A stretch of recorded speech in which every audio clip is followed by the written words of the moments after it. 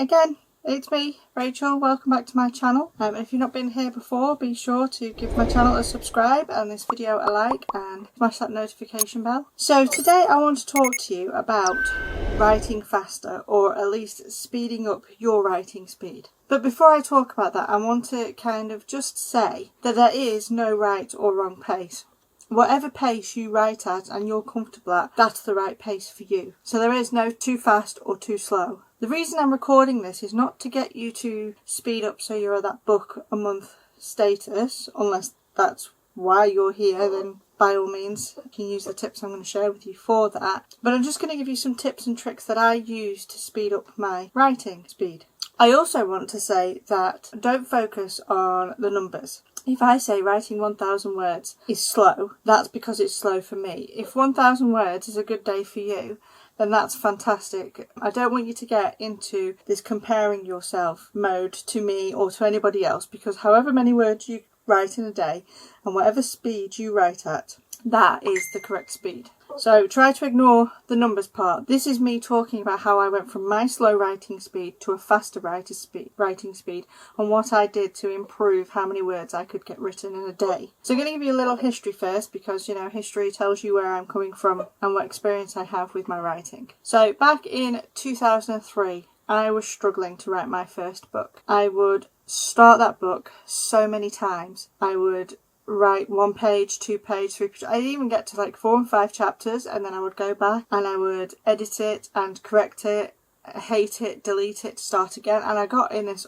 awful cycle. And this was because I've always been a writer and I've always written things, but this was the first time I was ever really thinking about sending my book off to an agent or, you know, trying to get it published. I was going to take it I didn't take my writing serious, but I was going to do something with my writing. So it suddenly made it scary, and I could never get kind of past that 10,000 word mark with my book, and because I just kept going back and trying to get it right. And it took me a few years to learn that trying to perfect your book means you're never going to finish it. And so the thing is with writing as well is I didn't actually start out as a fast writer, not just because I was editing, but because I used to think a lot and pause a lot. And it could easily take me an hour to get 100 words out, which is slow for me, and it's not what I wanted to do. So it took a lot of learning and a lot of practice for me to get to the writing speed I'm at now, to improve to a place where I'm happy. So I just want to share the things that I've learned over the last 10 years of kind of professional authoring, the tips that have helped me to write a lot faster. So number 1 is sprints, and you knew this was going to be in here. If you've been around the writing community, you've heard of writing sprints. They're also called the Pomodoro method. In fact, that's where they come from. The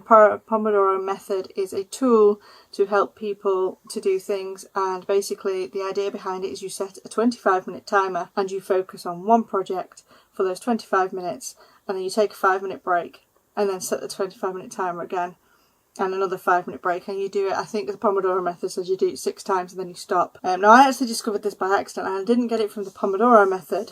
So if you rewind to that book that I was struggling with in 2004, I discovered National Novel Writing Month. If you've never heard of that, basically it is short, we call it NaNoWriMo for short. Writers all over get together in November to write 50,000 words in 1 month, which equates to 1,667 words a day, which for me back then was great. It was doable. My first Nano, I got through it by the skin of my teeth, and I really struggled because I was rewriting the story and I was trying to get it perfect and it just wasn't working. And then I still won Nano, but what I learned from that Nano was using these sprints. I actually learned it in the last week on using writing sprints, and I discovered a program called Write or Die. And basically this is a program where you set however long you want to write, so 5 minutes, 10 minutes, 15 minutes, whatever, and then what your word goal is. So I set mine for 10 minutes to write 250 words, and I did it, and I did it again and again and again. And what I found was, using this program, that I could actually get my word count up to 500 words in those 10 minutes. Now the Write or Die program has this thing where if you pause, it will sound an alarm at you. The Write or Die version 2,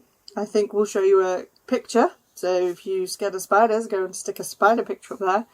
And there's also a kamikaze mode where it will start eating your words if you pause for too long, which I have had it on that setting and it's very fun. Obviously it saves it so they're not gone forever, but it's still, when you see your words being deleted on the screen, can set a bit of a panic to you. But that's how I discovered sprinting, and that is how I write now. I don't use the Write or Die program anymore. I use a program on my MacBook called Be Focused, and if you have a MacBook, go and have a look at it. It's free, and I think there is a premium version. I think I may have the premium version now, but you can say how many sprints you want to do. So I always have mine for 6 sprints in a day and how long you want each sprint. And I know my optimal time for sprinting is 20 minutes. So I have it for 20 minutes and a 10-minute break. And you can set it for whatever you want. And so with sprinting, what I'll say to you, if you've never sprinted before and you don't know how long to sprint for, test it out.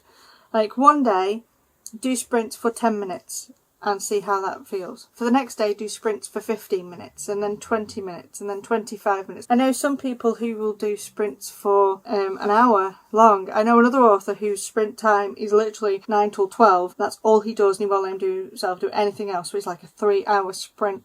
You find the time that works for you and test it out. For me, the ideal time is 20 minutes. Anything longer than that, and I don't get a higher word count. I just kind of like waste the time. So that's obviously when my brain starts getting tired and needs the break. Another kind of sprinting is, and this was how I actually discovered sprinting originally on the Nano site, was writing wars. So basically you and a bunch of authors get together, or you and just a friend, and you set a timer for whatever time is great for you, and you both write as fast as you can. And whoever's got the most words at the end of each sprint wins, and you know, it's just like a silly word war game, but it's a lot of fun. So I used to do that on the Nano site back in the day on, if you remember, the MSN chat app. We'd all get together and do it on there, and it was a lot of fun. Step 2 is don't stop to research. So I write urban fantasy, and in my urban fantasy there is magic, and there is a lot of magic systems, and a lot of that magic is based on real life things.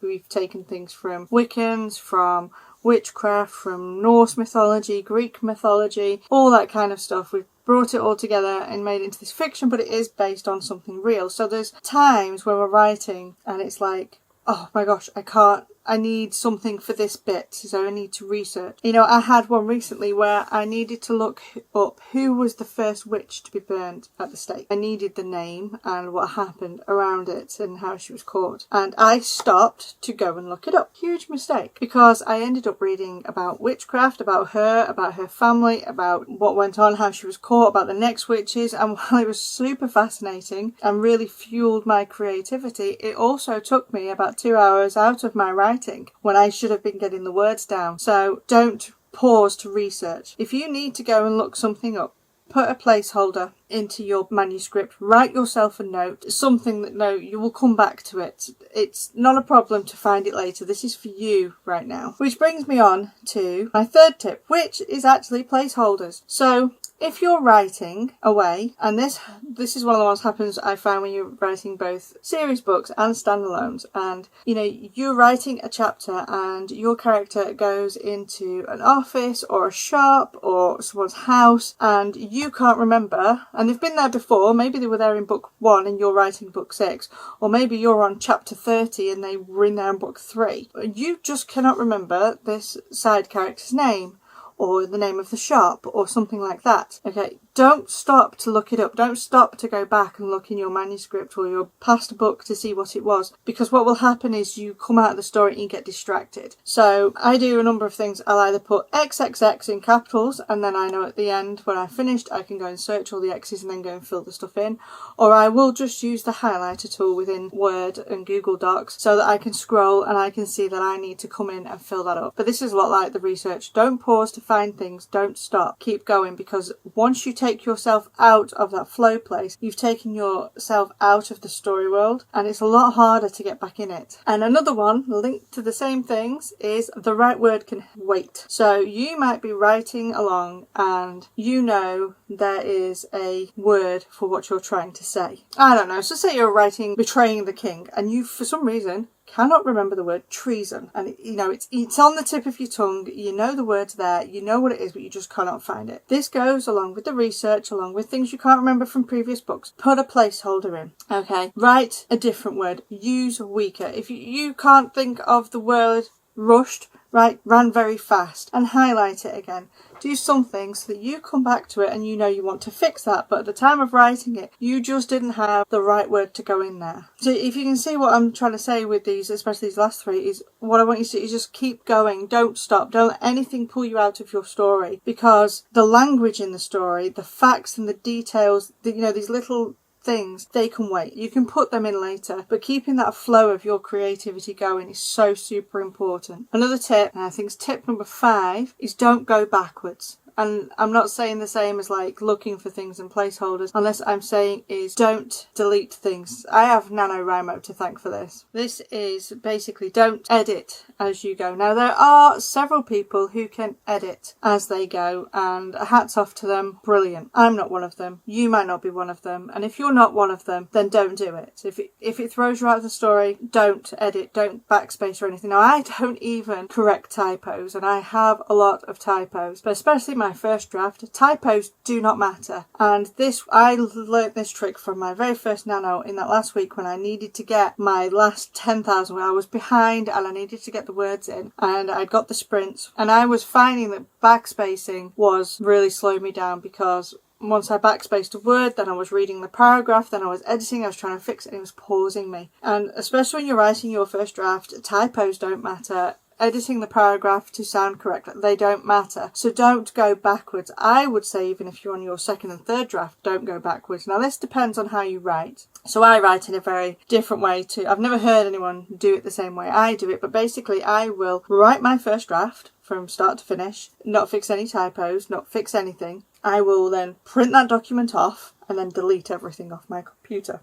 And then what I will do is I will literally retype everything. This is just the way I work. And what happens is, as I retype everything, I like put more meat on the bones of my story.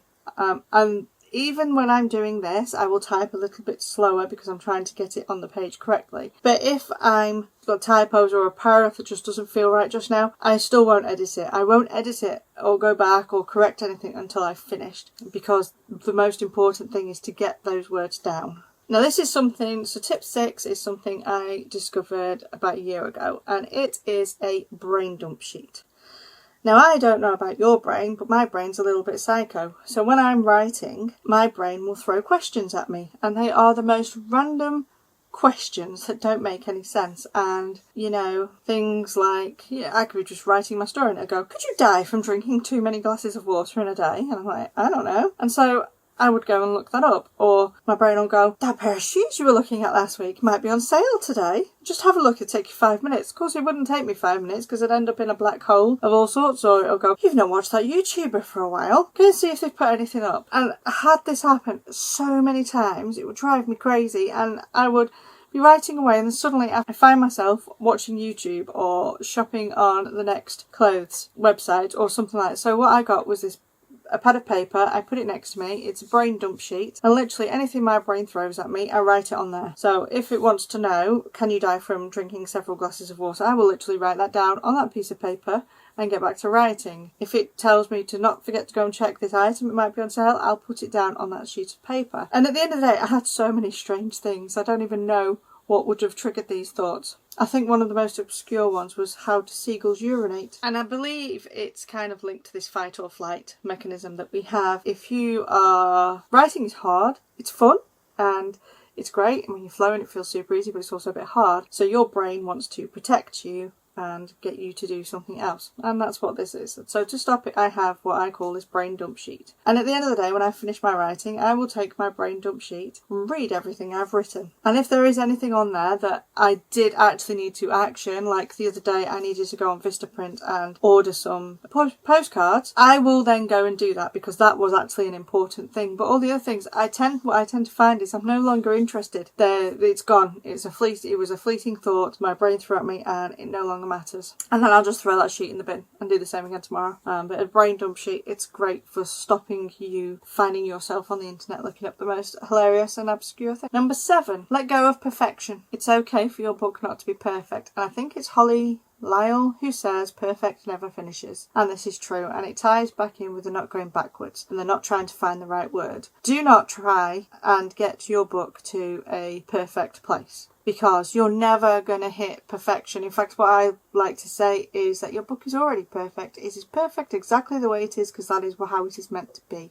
But perfect is an abstract thing that you can never really reach. So if you spend all the time trying to make it perfect, I'm going to ask you, what does perfect mean? Does perfect mean that it sounds like your favourite author? Well, that's never going to happen because you're not your favourite author. Does it mean that it's going to sound like the #1 bestseller? Well, that's not going to happen either because you are not that #1 bestseller, and you might be, but you're probably not. I'm not. You know, so what is actual perfect is this thing that we put there that we cannot get to. So stop trying to be perfect. Let go of this idea of perfectionism. Are you telling a good story? Is it to the best of your ability? Are you enjoying the story? If so, then keep going. Let this perfectionism go, because all it's going to do is hold you back and not let you write. And basically, allow your writing to suck. Especially if you're writing the first draft, just keep going. Keep going forwards, keep writing the words down, keep getting the daily word counts in.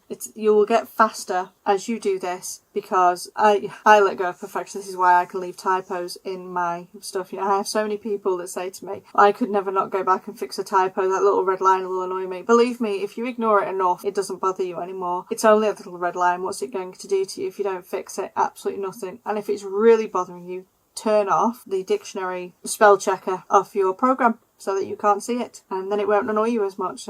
But honestly, just keep pushing through it. It will stop annoying you. Tip 8 is plan your writing. Plan what you are going to write. So I don't mean this on the outlining and the plotting level, but I mean this on the next scene that you're going to write. So if you're sitting down on a Monday morning and you're going to write a 2,000 word scene, and you know what needs to happen, sit for a moment and visualize it. See it in your head like a movie, and then write it down. Write it in bullet points if you want. Write a summary, write something, but sit down and actually plan what your scene is before you start writing it. And this works even if you are a pantser, because the pantsers still know what their next scene is going to be. One of the things I do here is when I am finishing a day's writing session, before I log off my Google Docs for the day, I will write a paragraph of what is going to come next. Because when I'm in that writing flow, you can kind of see it going on to the next thing. So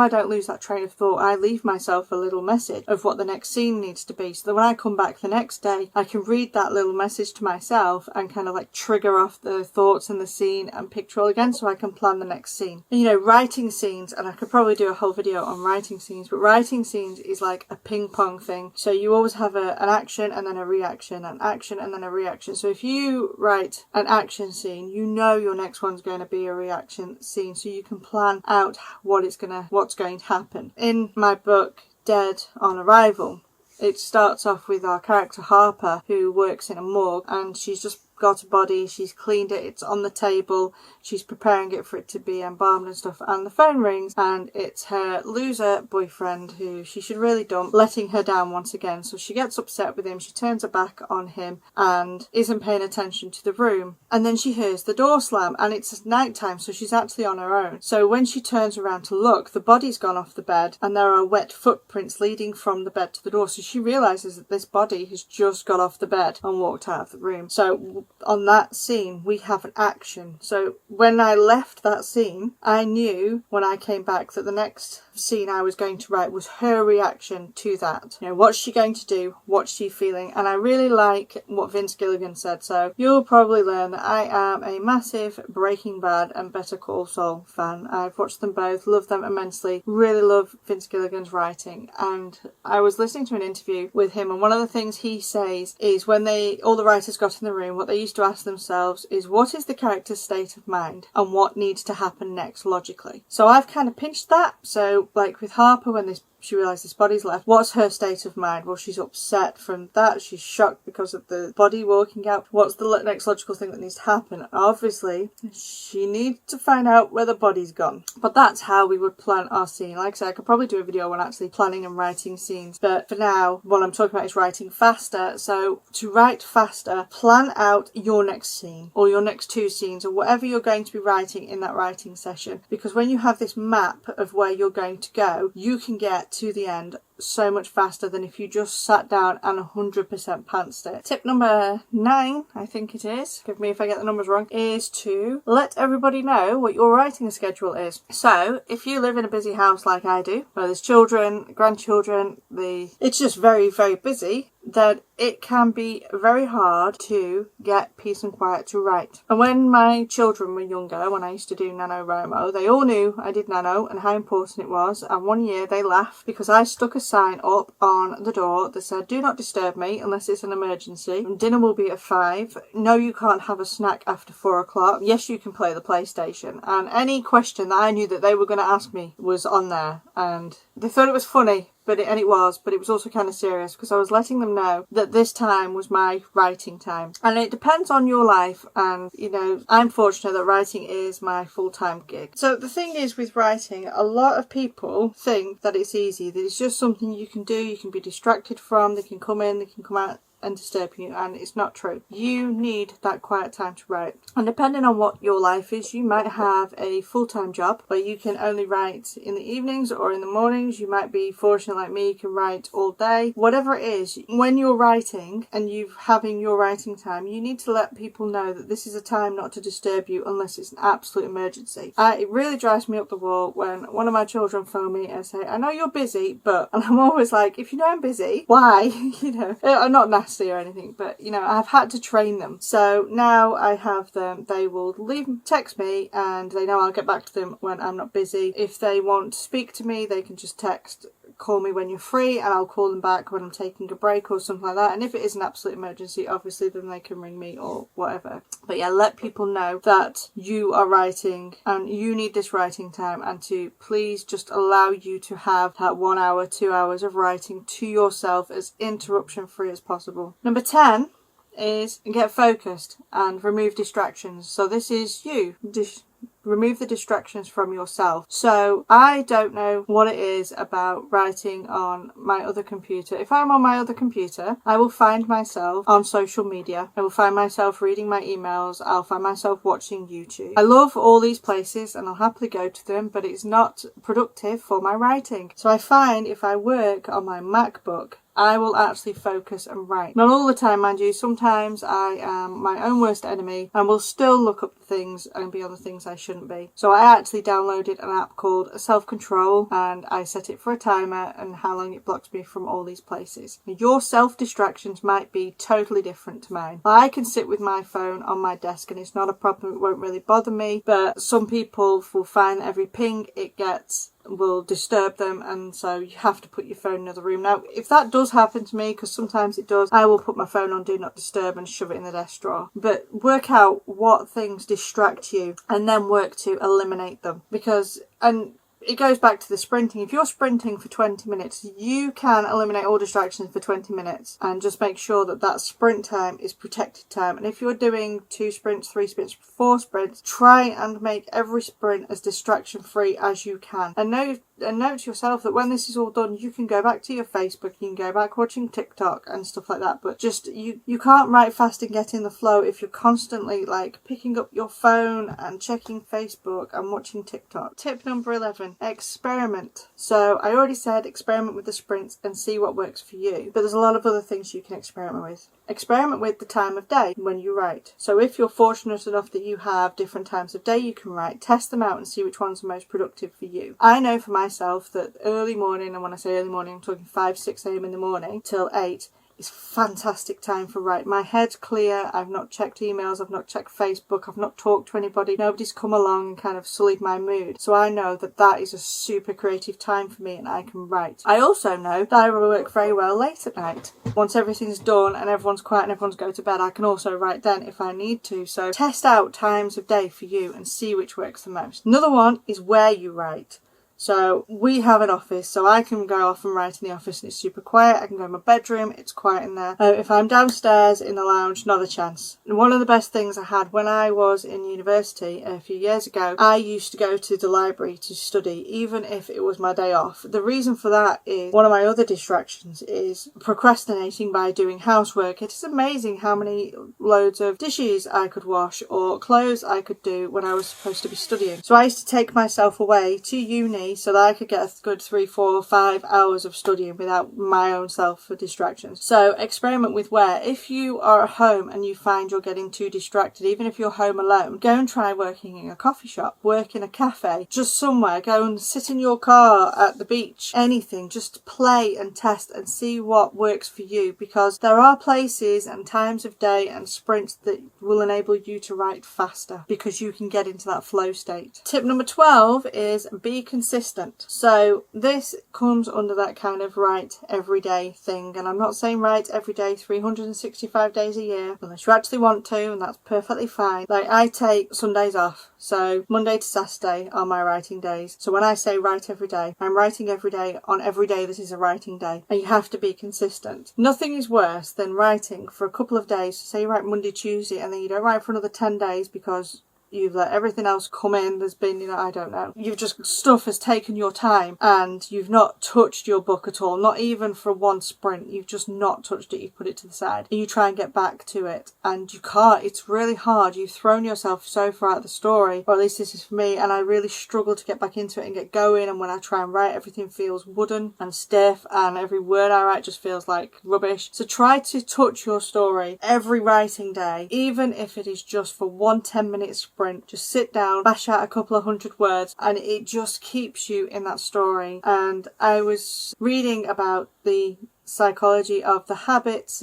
James Clear's Atomic Habits is really good if you want to learn more about habits. But if you write at the same time every day, like I will try and write 5 a.m-ish every day and sit down at my desk, my tendency to procrastinate and to look at social media, even if I use my other computer, is so much lower because I have a habit of writing that time. So my brain knows that I've got up, I've got my coffee, still in my pajamas, sat down in that chair, and no one else in the house. I can hyper focus because I've got into this habit of being consistent with my writing. My brain knows that, okay, it's this time of day and we're sitting down, it's writing time. So be consistent. And the last one for you, which is number 13, and it is not for everyone, but I'm sure you knew it was coming as well, was consider dictation. Now, if you're running away, going, oh, no, to dictation, just try it. Give it a test. It isn't for everybody.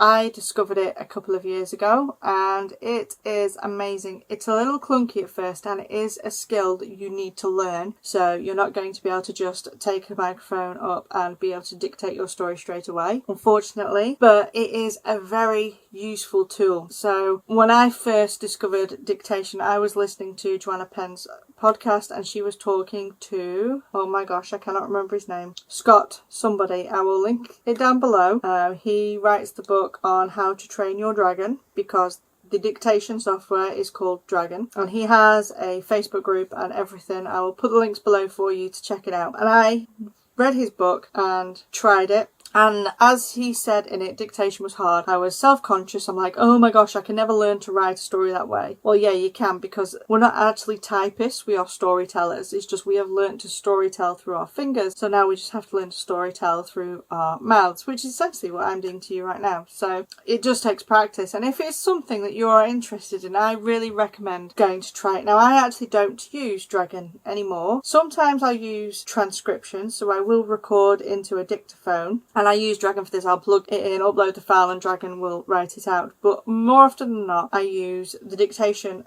function within Word. I started doing this because I use Mac, and the Mac does not support Dragon, but it does have Word. And I actually found that Word was more accurate and I could get writing with it. Now, it was a learning tool for me and I absolutely love it. And at first it was a bit strange, but I got used to it. So, hello, I'm back. I'm recording this on my phone because I had a little battery malfunction with my camera, and I'm just at the last bit of my video, so I thought I'd just finish this here. Sorry if the sound and the video has changed, but it's just because it's on my phone. It's only a few minutes. But anyway, dictation, as I was saying, I use the dictation function within Word, and it was a little bit clunky when I started, but I find Word is actually more accurate for me than Dragon, and I started using it because the MacBook does not support Dragon, and I really enjoy Word, and I especially enjoy just having my MacBook because I can go and dictate anywhere while I'm away on holiday or whatever. And I still use dictation with Sprint, so I will still do a 20-minute sprint and a 10-minute break. One, because it's very hard to talk for that long. You're going to end up with a sore throat, and I often do.